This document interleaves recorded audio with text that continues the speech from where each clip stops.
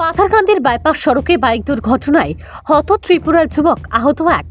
ফের পাথারকান্দির বাইপাস সড়কে ভয়াবহ এক বাইক দুর্ঘটনায় মৃত্যু হল তরতাজা এক যুবকের। হতভাগ্য যুবকের নাম হৃদয় হোসেন, বয়স 22 বছর, বাড়ি ত্রিপুরার সিপাহীজলা জেলার বিশালগড়ের দুর্গানগরে। এতে অপর বাইক আরোহীর নাম শামীম আহমেদ। তারা উভয়ে ভাই। এই সড়ক দুর্ঘটনাটি ঘটে আজ বুধবার রাত আনুমানিক 8টা নাগাদ।